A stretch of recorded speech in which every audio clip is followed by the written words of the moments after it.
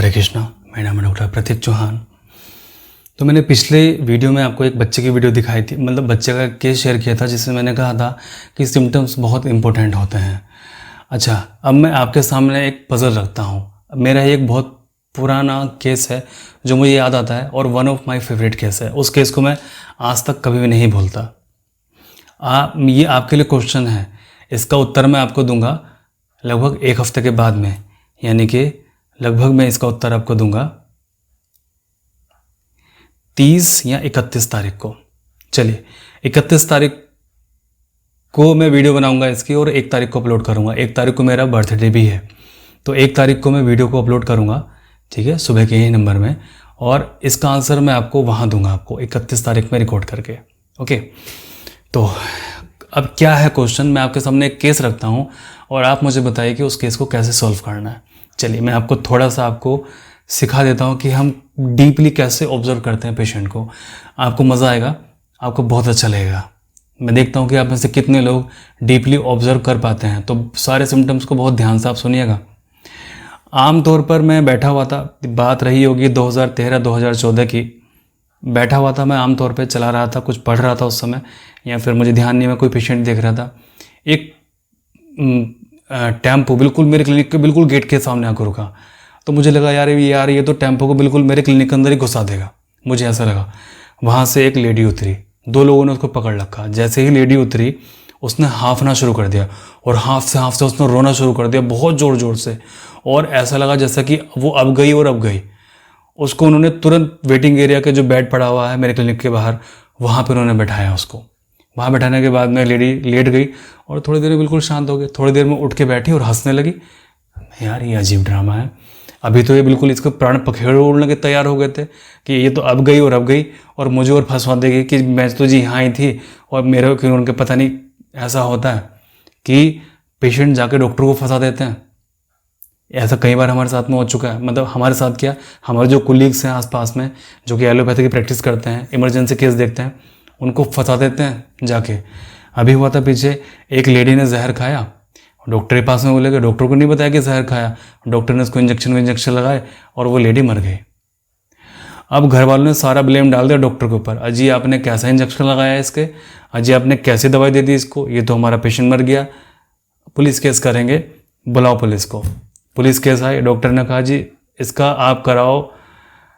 भाई डॉक्टर तो डॉक्टर होता है ना, डॉक्टर सामने आप कुछ झूठ थोड़ी ना बोल सकते हो। जो डॉक्टर से चला के करोगे आप नहीं कर सकते हो। तो उन्होंने कहा जी मुझे पूरा शक है कि पेशेंट ने जहर खाया है, आप इसका कराओ पोस्टमार्टम। जो घर वाले थे वो डर गए। उन्होंने कहा कि नहीं जी बिल्कुल इसने नहीं खाया, तो इसने तो अच्छा खासा खाना खाया था, इसके पेट में अचानक से दर्द हुआ, हम यहाँ पे लेके आए और उन्होंने डॉक्टर साहब ने इंजेक्शन लगाया और ये तो पेशेंट मर गई। अब डॉक्टर के पास में क्या होता है, जो इंजेक्शन था तो उनके पास में एक्सपायरी डेट होती है। कहता है जी ये इंजेक्शन नहीं लगाया था, ये रिक्स से एक्सपायरी डेट, अगर कुछ भी है तो कंपनी इसका क्लेम भरेगी, मैं भरने वाला नहीं हूँ, ठीक है, कंपनी का फॉल्ट है इसमें मेरा कोई फॉल्ट नहीं है, ठीक है। एविडेंस के तौर पे उसको रख लिया। फिर उसको कराया उसका पोस्टमार्टम में पता लगा कि उसने चूहे मारने की दवाई खाई थी, ठीक है। अब क्या हुआ कि उसके सारे के सारे घर वाले गए जेल के अंदर। जेल के अंदर क्यों गए, क्योंकि मुकदमा लगा वहाँ पे दहेज का। तो इस तरह से डॉक्टर को फंसा देते हैं। तो यार हमें भी बड़ा चौकन्ना रहना पड़ता है इस तरह के पेशेंट से। बहुत रेयर होते हैं इस तरह के पेशेंट, परंतु चौकन्ना रहना पड़ता है। अब पता वो क्या करते हैं, वो तो कह रहे थे हमें 5 लाख रुपए दो। मतलब हद हो गई यार, दहेज के चक्कर में आपने लड़की को मार दिया, ठीक है। अब 5 लाख रुपए ले रहे हो तुम डॉक्टर से कि केस यहीं रफा दफा करो। वाह, आप तो यार बिल्कुल, मतलब आपके चरण किधर हैं। तो वो आई, आके बैठी और बिल्कुल हंसने लगी। मैंने कहा यार ये क्या ड्रामा अजीब से, आपने सिम्टम सुन लिया ना। ऑटो में ठीक ठाक वो बैठे बैठे आई, आराम से बात करते हुए वो आई। जैसे ही वो उतरी, उसका सांस फूलना स्टार्ट हुआ, 2-3 लोगों ने पकड़ा, उसने रोना शुरू किया, हाय हुल्ला किया, रोना शुरू किया और जाके बिस्तर पे गिर गई। गिरने के बाद में थोड़ी देर लेटी रही, उसके बाद में शांत हुई, उसके बाद में हंसना स्टार्ट कर दिया। मैंने कहा जी क्या दिक्कत है इनको। हस्बैंड ने कहा जी यही दिक्कत है इनको। मैं जी मतलब कि जैसे अगर बिस्तर पे बैठे रहेंगे तो बिल्कुल ठीक है, और जैसे उतर के चलना शुरू करेंगे बस ये हालत हो जाता है, 4 कदम चलेंगे और नीचे बेहोश होकर नीचे गिर जाएंगे। मैंने बोला मतलब कि चलवा के देख लो। मैंने बोला चलवाने की ज़रूरत नहीं है भैया, पहली बार मुझे चलवा के डर लग गया। बताओ क्या करूँ मैं इनका? कोई रिपोर्ट कराई है कि जी ये रखी सारी रिपोर्ट, ये रहा CT स्कैन, ये रहा दिमाग का MRI, ये रही आपकी रिपोर्ट, 7 दिन तक वहाँ भर्ती रही, इतने दिन वहाँ भर्ती रही, 7 दिन मुरादाबाद में भर्ती रही, बड़े बड़े अस्पताल में भर्ती रही। डॉक्टरों को कुछ नहीं पल्ले पड़ रहा। हमने तो तागे तवीज़ वालों को भी दिखा दिया, हमने तो पंडित को भी दिखा लिया, हमने तो झाड़ने झूड़ने वालों को भी दिखा दिया, कहीं भूत पर। आज मुझे लगता है कि मैं थोड़ी लैंग्वेज अपनी अजीब इस्तेमाल कर रहा हूँ, है ना, परंतु ये जब पेशेंट का जब टच होता है ना तो पेशेंट से उसी के लहजे में बात की जाती है, तो उसी लहजे में रह के मैं बात कर रहा हूँ आपसे।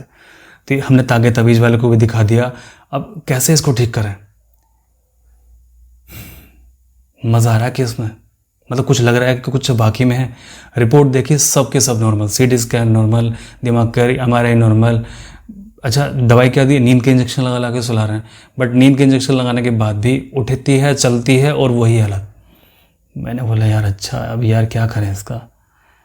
मैंने बोला जी अच्छी और बताओ इनके बारे में क्या, क्योंकि हम तो जितनी इन्फॉर्मेशन ले सकें उतना ही ज़्यादा अच्छा है। उनके पति ने, अब ध्यान से सुनते रहे ना, उनके पति ने कहा कि जब ये खड़े होकर बिस्तर पे चलती हैं, इनको चाहे 1 घंटे खड़े रखो, चाहे 2 घंटे खड़े रखो, चाहे 4 घंटे खड़े रखो बिस्तर पे, कोई दिक्कत इनको नहीं होती। चाहे आप चला के देख लो। मैंने जी चल के जरा दिखाना, बिस्तर पे खड़ी हुई वो, जो मैंने बाहर क्लिनिक के वेटिंग एरिया में डाल रखा, वहाँ पे चली खूब, कोई दिक्कत नहीं हुई उनको। मैंने बोला कि यार चलो ठीक है, चलो यार जरा 2-4 कदम नीचे उतर के चलो। नहीं डॉक्टर साहब मुझे बहुत डर लगता है, नहीं मैं नीचे को नहीं। अरे चलो तो सही यार, मैं हूँ ना, मुझे देखना तो है। ठीक है, नीचे उतर के वो चली, उनकी फिर वही हालत, फिर जाके वो लेट गए। माथा पकड़ लिया मैंने अपना, यार ये क्या सिस्टम है इसका, समझ में बात नहीं आ रही। मतलब बड़े बड़े अस्पताल फेल हो गए, आप कह रहे थे इसको एम्स लेके जा रहे हैं, बस आपके पास दिखाने के लिए लेकर आए हैं। सुबह के 10 बजे मेरे पास में आए थे, और खुद जब सोचिए कि जब 10 बजे ऐसा पेशेंट आ जाए सुबह सुबह के नंबर में, तो क्या हालत होगी एक डॉक्टर की, और वो भी उस पीरियड में जब क्लिनिक की प्रैक्टिस नई नई शुरू की हो। ठीक है भाई, चलो जरा फिर से चल के दिखाओ मुझे वहाँ पर बेड पे। चलिए जी फिर ठीक। मैं कहा यार अच्छा आप एक काम करो, आप इनको चप्पल से चलवा के दिखाओ। कहते हैं चप्पल चलवा के भी ऐसे होता है। मैं कहा चलो ठीक है, गद्दा जो बिस्तर पे जो गद्दा बिछा हुआ है उसको रखो नीचे, अब चलवाओ इनको गद्दे पे। गद्दे पे वो नीचे उतर के चली, कोई इनको दिक्कत नहीं हुई। ठीक है, अब सारा का सारा केस यहाँ था। अब मुझे उनका केस पूरी तरह समझ में आ गया कि मुझे क्या दवाई इनको देनी है, क्या सिम्टम के ऊपर दवाई देनी है इनको। आपको समझ में आया कि क्या सिम्टम मुझे ले देखना है इनका, क्या सिम्टम है इनका, यूनिक सिम्टम क्या है इनका। अगर वो सिम्टम आप ढूंढ सके तो मैं आपको क्या भेजूंगा, 5 लोगों को उनके एड्रेस पर, ये मेरा प्रॉमिस है। अगर आप में से सही उत्तर जिसने भी दिया, मैं 5 लोगों को उनके एड्रेस पर फ्रेश मेड बर्बेरिस एक्यूफोलियम जरूर भेजूंगा, फ्री ऑफ कॉस्ट। कोरियर के चार्ज भी मेरे और मेडिसिन के चार्ज भी मेरे। 780 रुपये की मेडिसिन वो होती है, और वो त्वचा को अच्छा करने का काम आती है, त्वचा को खूबसूरत बनाने के वो काम आती है, त्वचा के ऊपर वो शाइन लेके आती है। तो आप लोग मेरे से त्वचा से रिलेटेड पेशेंट हैं, आप जुड़े हुए हैं, तो मैं फ्री ऑफ कॉस्ट, सारा खर्चा मेरा, मैं आपको दवाई भेजने वाला हूँ विद अपना प्रेस्क्रिप्शन लेटर। केवल मुझे अब दिमाग लगा के बताइए कि क्या था, क्या उस लेडी के अंदर मैंने सिम्टम लिया। अब सिम्टम क्या चीज़ होती है, क्या लक्षण देख के मैंने लेडी को दवाई दी। ठीक है, इस लक्षण देखने की बात है तो आप पुरानी वीडियो मेरी देख सकते हैं। मैंने बताया कि लक्षण को चुनाव हम कैसे करते हैं। कुछ जो मेरी पुरानी वीडियोस हैं जिनमें पेशेंट मैंने दिखाए हैं, मैंने लक्षणों के चुनाव करके बताया कि हम कैसे चुनाव करते हैं लक्षणों का, तो वो आप देखिए। तो इस लेडी के अंदर क्या दिक्कत लगी आपको, चलिए वो सब चीज़ छोड़िए, क्या लक्षण लिया, दिक्कत क्या लगी इसके अंदर आपको, मुझे वो बताइए, और क्या लक्षण का चुनाव करके मैंने इस लेडी को दवाई दी। अगर आप थोड़ा क्लोज भी रहे ना, मतलब बिल्कुल सही आंसर नहीं दिया एग्जैक्टली, क्योंकि मुझे पता है कि आप डॉक्टर नहीं हैं तो 100% सही आंसर तो नहीं दे सकते हैं। अगर आप 80% भी ठीक रहे तो फिर मैं आपके 5 लोगों के पास में बर्बेरिस एक्यूफोलियम भिजवाऊंगा, ये मेरा प्रॉमिस है। और विनर का डिक्लेरेशन होगा आपका 1 तारीख को। ठीक है, और मैं सोच रहा हूँ कि डॉक्टर प्रतीक चौहान के नाम से, पर्सनल ब्लॉग के नाम से कुछ चैनल अपना शुरू कर लूँ, ताकि वहाँ पे डेली के क्लिनिक के इंसिडेंट्स मैं आपको बताऊँ, ताकि आपकी भी नॉलेज इंक्रीज़ होते रहे और आपको अच्छा भी लगता रहे, और आपका हंसी में, खेल खेल में आपकी सेहत भी बरकरार रहे। कैसा है प्लान दोस्तों? अगर प्लान आपको अच्छा लगे तो नीचे डिस्क्रिप्शन बॉक्स में चैनल का लिंक दिया हुआ है डॉक्टर प्रतीक चौहान के पर्सनल ब्लॉग का, वहाँ पे आप जाइए, उसको आप सब्सक्राइब कर लीजिए। ओके, तो चलिए, तो कौन कौन तैयार है फ्री गिफ्ट के लिए मेरी तरफ से?